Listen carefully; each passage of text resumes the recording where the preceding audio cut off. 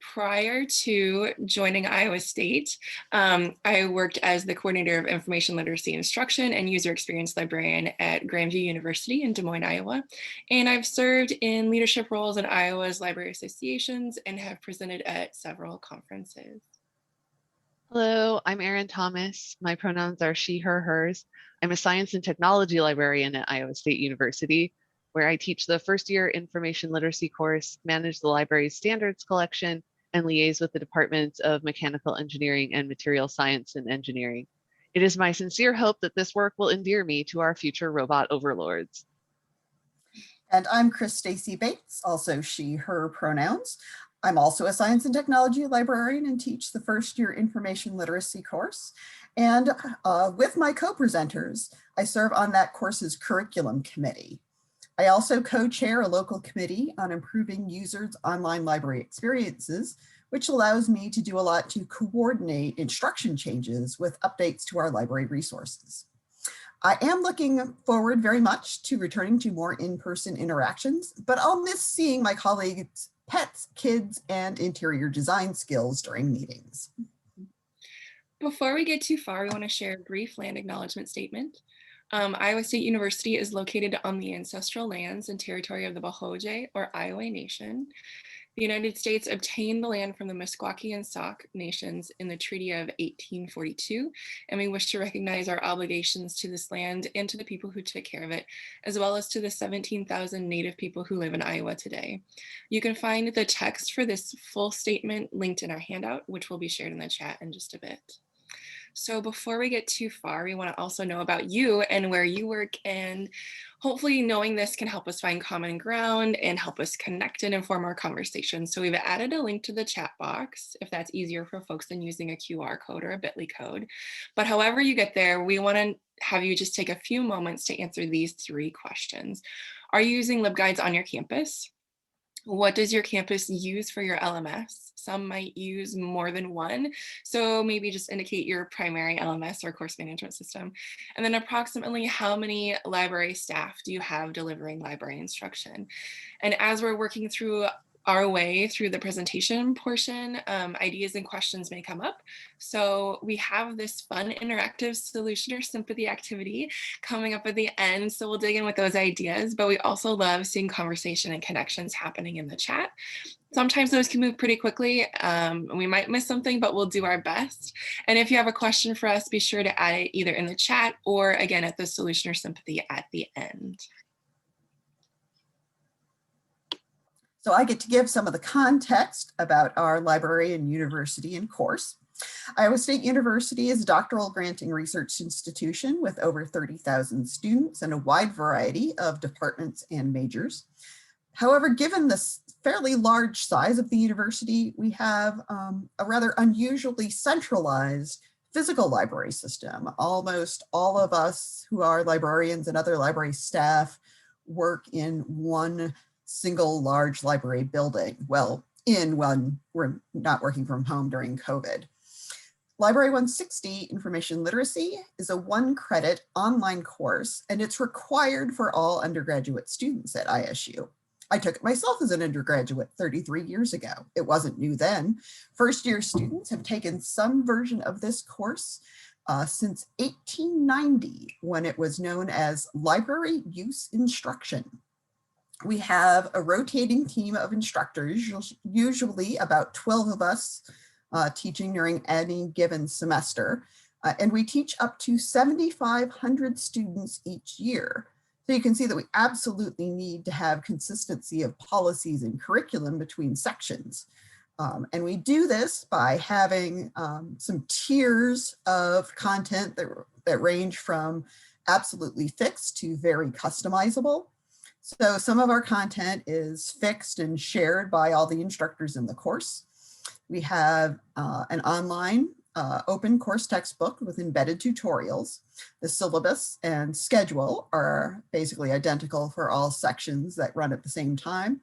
And all the quizzes and final exam are in common pools.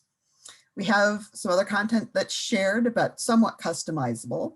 Each instructor has their own section within our learning management system, Canvas. And we have some materials like introductory videos about course structure that we can use as is or replace with our customized versions. And then as individual instructors, we also create a bunch of supplementary content, such as we all do some form of weekly announcements to our students, whether those are purely text emails or include videos, other elements. How often do we send students reminders about quiz due dates? And then sometimes we'll make additional tutorials just for our own sections or special review materials. One element that, besides having a requirement for the class that our students need to take, is that we have a lot of support available to us because we have an official course that has such a large enrollment. And we know we're pretty fortunate to have this. This includes having a centralized office with physical space in our main library. It's staffed and available for questions 5 days a week. And definitely students come there with questions. Other library staff and even those of us who are instructors often check in to make sure that we're absolutely current with which policies or dates for the course we're referring to. And they also field some questions from around campus, such as from students' advisors or other instructors. We've got staff who carry out some really crucial liaison roles with other campus entities, particularly our liaison to our Center for Excellence in Learning and Teaching has a lot to do. She works both with instructional design, but also a lot with the back end course support and using the Canvas learning management system, as well as coordinating with other changes in available tools and campus expectations. We also have a liaison to student accessibility services. So this is really useful in having one person who's very up to date on what the policies are for students who need accommodation requests, which in our course mainly takes the form of students who need to have exams scheduled so they can take them under various types of special conditions. And since there are so many of us as teaching staff, we can easily substitute for each other, which since the class is online, happens a lot by making each other either co-teachers or teaching assistants within that course management system, so that we're able to access each other's course materials, see who's enrolled as students in each other's courses as needed. So this comes in handy if we know we're going to need to be away from campus or if we're suddenly taken ill or anything like that. Having a formal course enables us to also provide some built-in benefits for students. One that they may not even be aware of is consistent messaging across all of the sections of our course. So students don't end up hearing something different about the course than their friends who are in a different section, for example. All of the students are getting the same information about the course content, the course structure and schedule, and the expectations, no matter the instructor, no matter the section, and so on. Another benefit stems from being the instructor of record for a course. When students are in our course, we have access to their contact information and their advisor's contact information. Our course is only a half semester course, and this puts us in a unique position compared to some other instructors who might have the student for an entire semester. Our course is finishing up, if they take it in the first half of the semester, around midterms. So we may see that a student is struggling in our 1 credit half semester class before they even reach midterms in their other courses, which means we can reach out to the student or their advisor if we haven't been able to get in touch with the student before they've earned a low or failing grade in multiple classes while they still have time to turn things around. So we've built things like campus support services into our course materials for all instructors and all students to get that message. But we also have this other opportunity to reach out directly, because if students are struggling in our course, it's very likely that they're struggling in other courses. So paying attention and reaching out enables us to help nudge those students back on track. Developing the curriculum materials for Library 160 does take a lot of time and work, but it gives us insights on our information literacy instruction for other contexts we work in as well. Our open access textbook is available to students both during and after the course. And as we push to make materials for other campus courses more open, using our own open educational resource shows that we're walking the walk as well as talking the talk. We have a lot of experience with assessing student learning, and this currently involves a lot of work writing questions to, as much as possible, cover higher level thinking processes.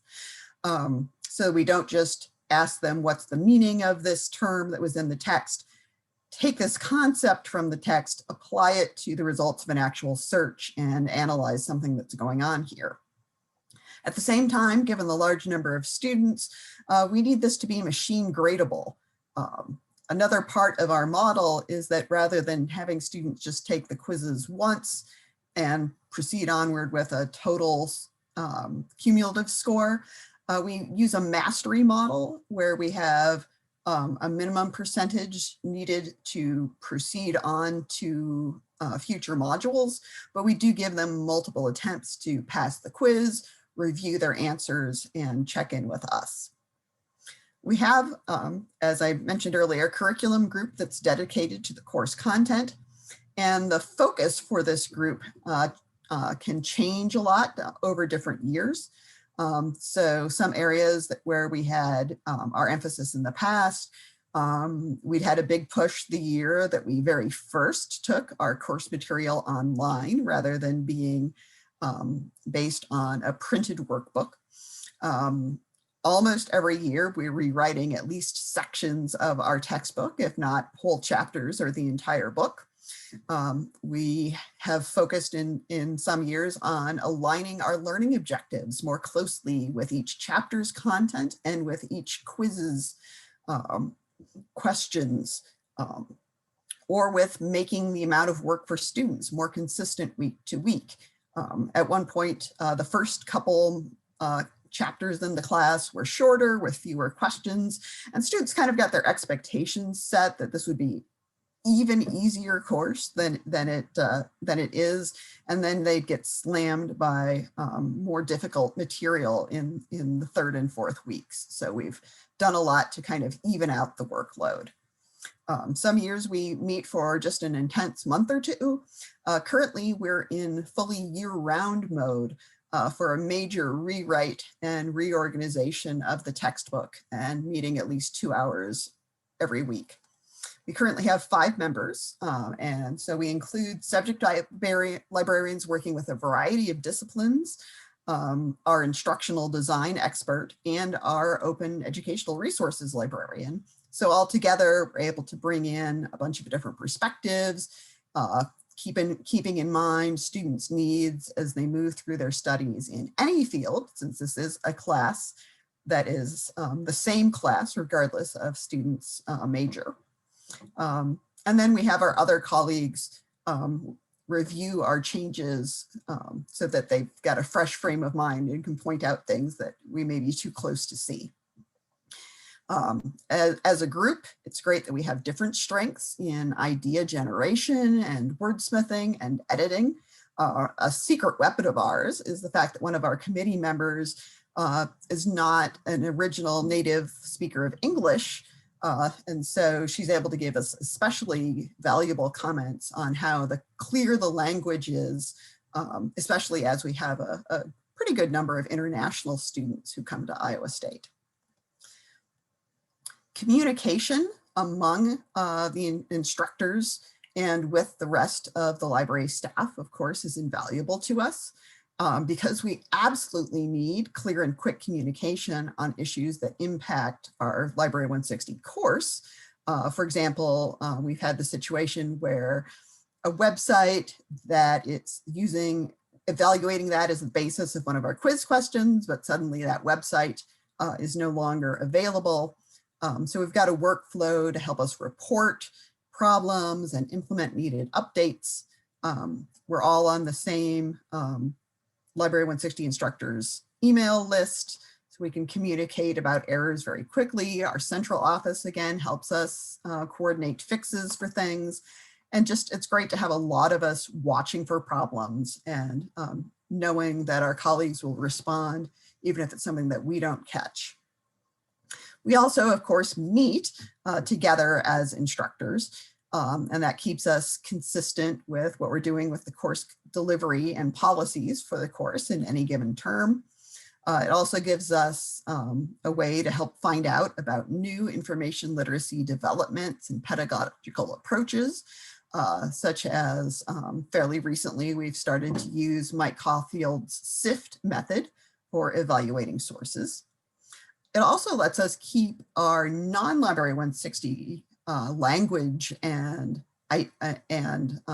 pushes more aligned and consistent with what we teach in Library 160, and as well serves as a place for us to share course-related instruction ideas, approaches, and tools. We also have our library instructors represented on a variety of other committees around the library, and that helps us keep our content and policy development connected with everything else that's going on. And just a couple of examples of that are our tutorial development group and our online user experience team.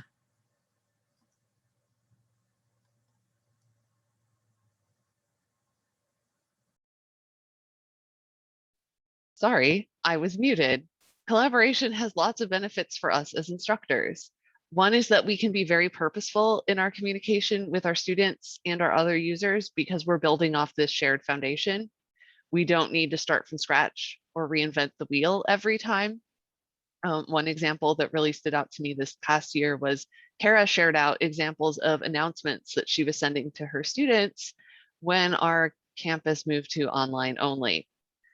It was a big help to have that template text to work from when I was alerting my own students. I didn't have to spend a ton of my own energy on developing that language, so I had more bandwidth to help address my students' questions and anxiety about that change. This works really well for our course because we're all teaching the same stuff at more or less the same time, but I've also used it using tools like LibGuides. If you have LibGuides at your institution, their system has some great tools to let you share content across your guides. And Cara is going to be posting a link in the chat to our handout where there's examples of reusable content that I've made and that other folks have used at Iowa State and at other institutions. If you have content that you're repeating across multiple guides, it works really well to keep the main version of those content boxes and pages on a guide that's hidden that you use as a template, which you then map out to your live LibGuides. This way you update once and the changes appear on all of those guides at the same time. And you don't have to remember everywhere you've put that content to go update it. This doesn't have to just be something you do for your guides. For your own guides, several of my colleagues reuse my basic content. I reuse their stuff. So I made a service changes due to COVID-19 box that several folks were using. I borrow a page on the SIFT method for evaluating resources from a different librarian here. So those are some ideas for things that work for reuse that are really easy to do. I've even had guides reused in their entirety by librarians at other institutions, which I think is fantastic. Obviously, there are some things you'll need to keep in mind if you're doing this type of collaboration, including who's going to be responsible for keeping content up to date, who will have access to and the ability to update that template guide, and how you're going to notify your colleagues that you've built a thing and they can reuse it. But if you take the initial time to set up a system like this, it can save you a lot of time, work, and repetition of effort down the road. This isn't just something you can do with LibGuides, although LibGuides makes it really easy. SpringShare in general makes it really easy to copy what other folks have done and repurpose it for your own needs. You can create centralized content using lots of different tools, and Cara will talk about this a little later, and it'll be part of our solution or sympathy activity. But Box and Google Drive let you share documents. Teaching tools like Kahoot let you share content that you've made there. And you can incorporate some of this content even into an LMS if you have access to that for a course portal or through a SpringShare LTI or whatever you've got for that. So now it's story time with Cara. So before I worked at Iowa State, I worked at Grandview University, which is a small private institution with about 1,800 students.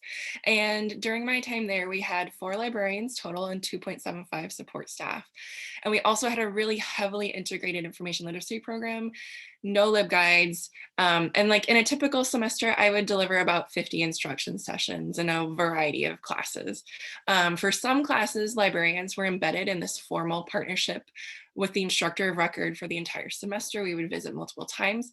In other classes, we got requests that were submitted to the central coordinator who helped determine schedules, including space where we deliver the instruction, which librarian would be available during that time, and then share out lesson plans from previous semesters if we worked with them in the past, and update them with any course changes to be delivered consistently across multiple sections if that was the case.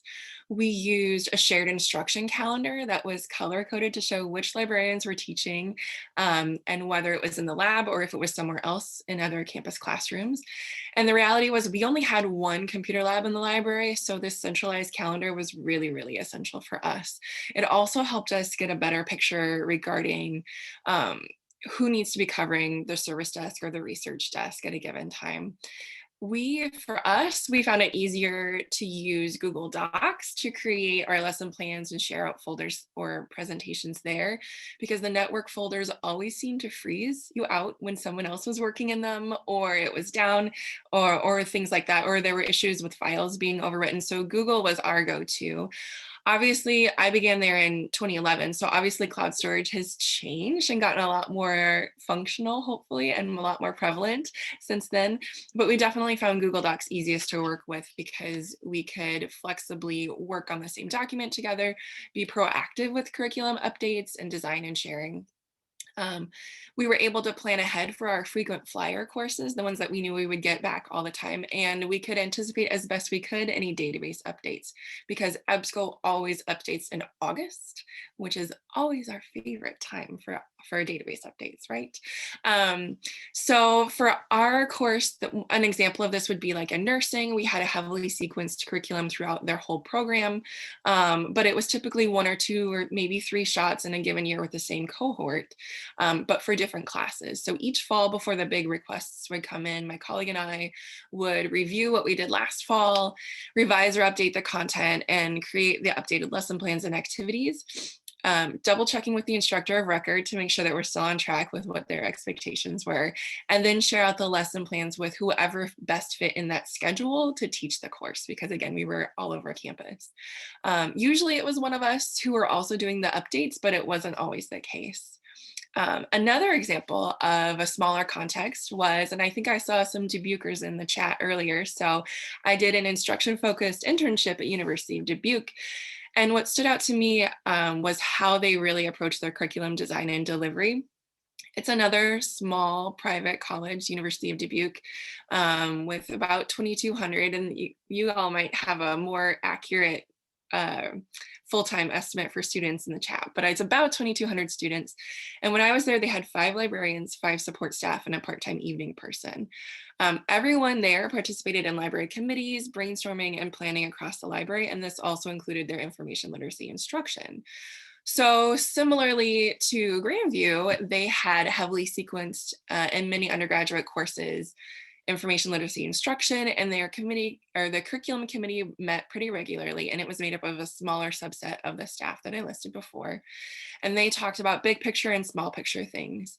For their long-standing IL heavy courses, one person centrally updated and developed their sequenced lesson plans and made those materials available on the university server for whoever was scheduled to teach those sessions.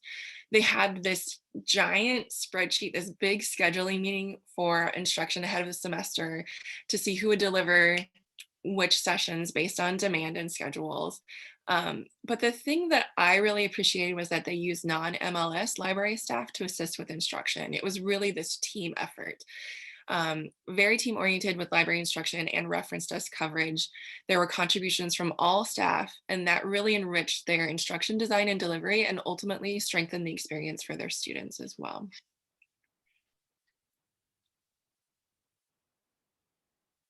So all of this centralization and collaboration helps us as instructors. So we're not doing so much work all the time that we can't do anything else. But these things are also key to student success. We're not just giving ourselves a common foundation to build from when we're putting materials together, we're giving our students a common foundation to build from when they're learning the material. This is obvious when you're doing multiple sections of one course, like our information literacy course, especially when you're all working from the same exact set of materials, but it can also work for one-shot sessions and other instructional opportunities like workshops that maybe occur year after year, but won't always be able to have the same instructor or might benefit from a team-based approach. So one way we can do this is to work together to develop materials for things like high volume courses or scaffolding material across a curriculum or across many years of classes. If we're going to all of these sections, it may not always be the same librarian working with each section. Schedule conflicts happen, illnesses happen. So taking time to check in and develop a cohesive plan helps make sure that everyone knows what to expect, that the content is delivered consistently and is well presented and thought out because you didn't have to develop the material at the last possible moment. And content can be better scaffolded across sections or classes. This is also a great opportunity to build in those consistent messages about things that are not necessarily direct information literacy stuff. So campus services, library services, and so on. We're always looking for multiple exposures to this information in multiple places so that the information is available to students when and where they need it, hopefully before it reaches a crisis point, but especially so if the student is approaching that crisis point. Being purposeful here gives us another chance to relay that message of support from the library and the campus.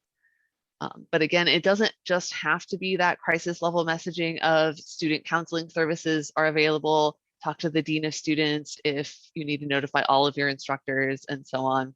It's also an opportunity to be purposeful about how basic information about library services is being presented to students. We want that messaging to be consistent across all of the different ways we may be reaching our users. So from the library website to LibGuides to our LMS integration, tutorials, and so on. We want to be sure that stuff is centralized as much as possible so that wherever they're getting the information, we know that it's up to date and it's the information that they need. So I don't want to dwell on the limitations too much, but I do want to be realistic and just mention a few things. And I'll skim through this pretty quickly. But as with anything that requires person power, scaling is always a consideration. So the conditions were very different at the private institutions I mentioned versus the conditions at Iowa State with 33,000 students, right? So we definitely have to think about starting small and building our success, especially as it relates to course related instruction, where it's less standardized than the work that we're doing in Library 160, which is our first year information literacy class. Also, we need to think about spaces. So even if we can figure out schedule for us to do a lot of instruction, there's the never ending saga of where can I teach this? Does it need to be in a computer lab? Does it need to be in a classroom? What are the expectations? Will the Wi-Fi work? Those sorts of things are really important. And then online versus in person, of course, whether you're remote because of COVID-19 or you're teaching at multiple campuses or you've got a hybrid class where some students are in your classroom and some are beaming in on the internet, how do your activities need to change and who can you collaborate with? Do you need to invite somebody in to watch the chat with you or to let students into the online classroom or those sorts of things? And then instructor expectations and policies. We all know there's the whole instructor asking you to teach their course, babysit their course when they're away at a conference, right? Or what are your expectations for the instructors? What are their expectations for their students when they come into this space, whether it's online or in person, for engagement, for involvement, for inactivity, those kinds of things. And we already know that instruction doesn't always happen at that perfect teachable moment as well, right? So sometimes they want you to come in right at the beginning of the semester. And then for us in particular, with our information literacy course, but also just in general, I know that we run into this preconceived notions about what library instruction is or teaches, what students can be taught in a 50-minute session for course-related instruction, right? Well, they're going to know every single specialty database and all the bells and whistles in 50 minutes, right? Well, maybe let's focus that in a little bit and make it more manageable for the students and for us. And as we move forward, we would like to discuss maybe some challenges and successes regarding information literacy instruction. But before we do that, I want to take just a brief moment actually to look at who we are from our very beginning poll. So a lot of us are using, and I think Erin will flip over to this, a lot of us are using LibGuides on our campus, which is great. When I was at Grandview, we didn't have LibGuides. We made a Weebly page and linked to it from the library site so we could actually control it, right? So working with what we have. And then what does your institution use for LMS? We're pretty well split. We've got a good mix here, a little bit more in Canvas. We use Canvas, but we previously used Blackboard. And we've got a large staff. We've got some medium-sized 2 to 4 people, absolutely 5 to 9. So we've got a lot of folks with a great mix of information and experience in the room, which I love hearing. So let's take a little bit of time now to talk through some of the tools that we use in our course. And if you want to get a sneak peek at our Slido activity, that link is also in the chat box as well. So you can start adding in your stuff there. We use Canvas, we use LibGuides. I love cloud-based editing. Commenting has been really helpful. Coding with font colors previously or versioning now is really, really helpful. Sharing resources through Kahoot or Socrative. There's a lot that people can use. And so we want to know what you're using. So go ahead and click on that link in the Slido as well. Moving beyond technology, we really appreciate and value the peer evaluation of teaching aspect that we use. So when we were in person, or it can also be done online, it's just a really valuable experience to have somebody else looking to see what we're doing and the gaps that might be there. And then I love learning from other people and stealing their ideas. I mentioned this earlier a little bit from our debukers. So meeting up with folks at conferences or making connections in committees, inspiration from other LibGuides. And I also like taking inspiration for lessons from life outside of library land and even academia. I used to be a K-12 teacher, and so I love staying connected with my K-12 educator friends and stealing their ideas because they're amazing. And then like even just taking things from pop culture. I know when Amazing Race was big, I did an Amazing Race themed lesson plan with an English course. So just being willing to think outside the box. So we've already looked at who's in the room. So now I would like to do, in the chat, we've got a solution or sympathy activity for us. So what tools are you using? And then also the other question will be, have you collaborated and what's worked well for you and what's not worked well? So I'm gonna make our little window a little bit bigger to have this conversation. Microsoft Teams is big, Cisco Jabber, yep, Lib Answers for sure. Jamboard is definitely something that I've heard more and more about. Poll Everywhere for sure.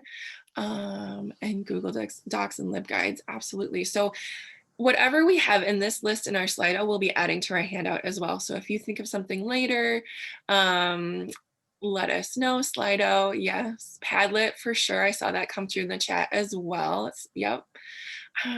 The other question I want to take some time for, and we only have just a few minutes left. So let's head to our second Slido question. How are you collaborating? What works well for you? What challenges have you had? Is it okay to include the links to the slides in your course book in the shared resources? Yes. And a public blog post about your work. I'm good with that, but I don't want to speak for my other co-presenters. I'm good. Okay, yes, you're absolutely welcome to post about that. And then please connect with us, share what your observations were. We're happy to learn, like connecting. So thanks, Sheila. Absolutely. So if I know this is kind of a bigger question, and if it helps, you are all welcome to just use the chat as well.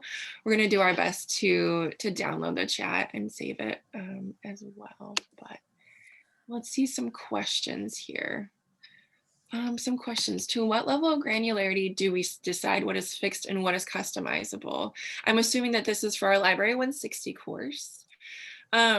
So for the fixed things that we have, it's mostly to keep life as simple as possible for our instructors and to make sure that the content is consistent for our students. So our modules are developed by the curriculum group, and then they are released every week to our students universally kind of at the same time. So if their class is a Monday class, it releases on a Monday. If they're a Tuesday, it's on a Tuesday in Canvas for those students. And that module includes the exam, the quiz for that chapter, and the chapter link to the textbook. The instructors have the option to customize their announcements. We do have some things that folks have adapted. So I usually use a chapter notes page, and then I also have a final exam study guide that most of our instructors have used or adapted to make into their own as well. Let's see here. Let's look at some of the questions in the Slido as well. And hopefully that covered what your question was. If not, feel free to chip in. And I think other folks, what do you want to say about that? I want to say a bit about assessment methods. So since assessment could go a couple different directions with instruction, we are assessed via, since we're a formal class, students fill out a class assessment questionnaire at the end of the term. And then we also sometimes will do peer evaluation of teaching for each other. That was a little bit more obvious to do a few years back when we were giving an in-person opening session, orienting students to the class so we could go to each other's in-person session. But we have also developed a structure for evaluating each other's online teaching and the additional and assessing some of these additional materials that instructors use to customize their classes with, which is it's still kind of a new area to assess online teaching. There's a lot more out there on assessing course design. And then when it comes to assessing student learning, so the format of the questions tends to be multiple choice, true, false, or matching, but really as much as possible, we try to go beyond questions like what's the definition of a primary source to questions like what are the reasons that a primary source would be a good source to use for some situations.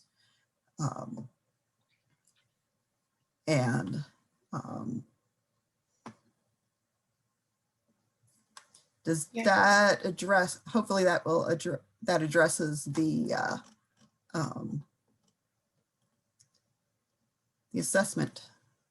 Yeah. Comment. And I do want to just take a brief moment to say that there's some really great stuff coming through in the Slido.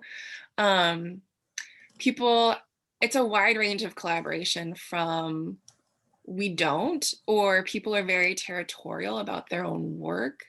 And that the idea of don't take my work, even though it will save us all in the long run if we just share what we're doing because we're teaching really similar things, right? So I definitely feel for that situation.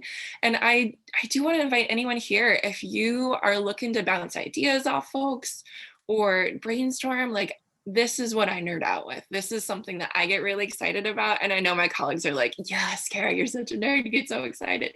But I'm really happy to connect with anybody if you just want somebody to talk through instruction with or brainstorm with. Like, let's hang out is what I'm saying. So, so that's, yeah.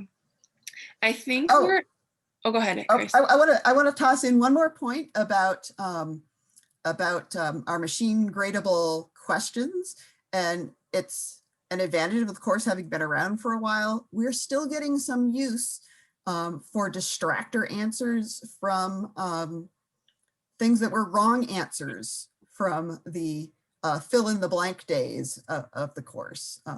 Obviously what we're quizzing them on shifts over time, but on some of those longer standing concepts, such as what constitutes common knowledge, or what's a primary versus a secondary source, and so on. We still have some of that material to go back to. Yeah, so Erin, can I ask that you put our final slide up there? I know we're a little bit over time, so thank you all for our grace here. Our contact information is listed here. Our slides and handout are all linked in the chat previously. I might also just grab that again and toss that in for us one more time. Thank you all so much for being here. This has been really helpful. I just love knowing what other folks are experiencing and doing, and hopefully we can make some great connections moving forward as well. So if you have any questions, our contact information is on the slide, it's on the handout, the slides are in the handout, and hopefully it will also be posted and shared to the Information Summit website as well. So other presenters, do you have any other last minute wrap-ups for us? Yep, it'll be recorded and shared. Perfect. Well, thank you very much, Cara, Erin, and Kris. We really appreciate it. This is a great conversation. This is a topic of interest to me at the College of DuPage. We've been starting for credit courses, and the initial slog is very difficult. You guys have a long history of this, so I may be reaching out to you personally to really discuss this. Let's hang out and nerd out, people. Yeah, that would be great. Absolutely. So I want to emphasize again that our textbook for the course is fully open, and we've linked it on the handout. Yeah, I was already reading it. Sorry. So, excellent. So this is and great. We'll have more updates. If you download it, we're going to have more updates coming for the fall. We're doing a big overhaul. So yeah, you said that. I'm going to watch. Yeah. Well, this is great. I know it's lunchtime and everybody's kind of nipping at the bud, I imagine. So remember, grab the contact information here if you want to reach out and kind of keep this discussion going a little bit with our colleagues here from Iowa State University. Thank you all for a great presentation, and everybody have a great